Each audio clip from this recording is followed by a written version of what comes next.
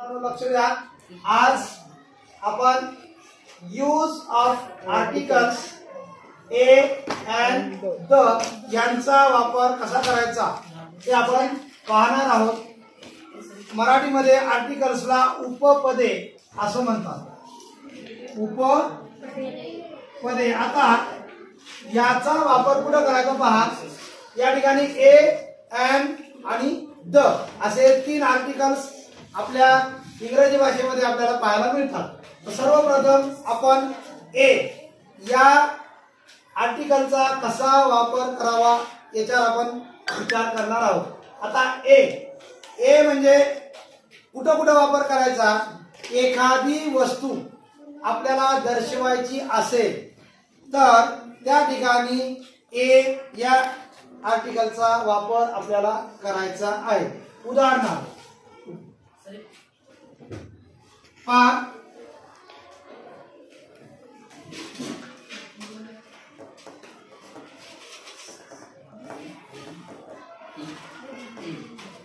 आता पहा या ठिकाणी मी एक वाक्य लिहिलेलं आहे. वाचा.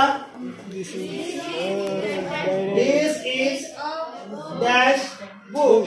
आता वाक्य पूर्ण करा. या ठिकाणी आपल्याला ए अँड द कोणतं आर्टिकल या ठिकाणी आपल्याला उपयोगी पडणार आहे तुम्ही सांगायचं. बरोबर आहे. या ठिकाणी कोणतं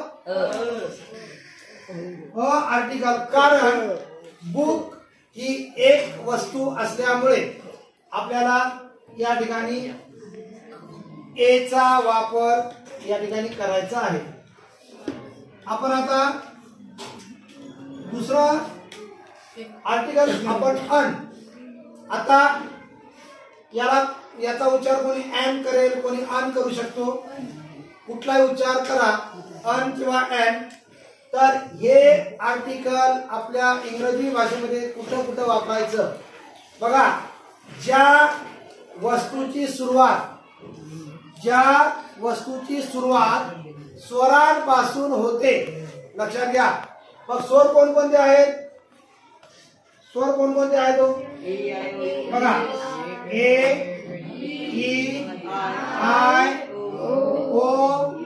आणि यू.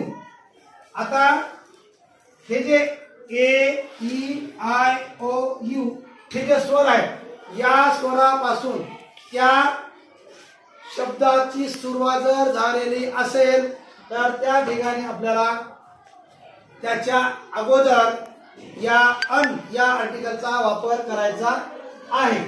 उदाहरणार्थ या ठिकाणी बघू आपण.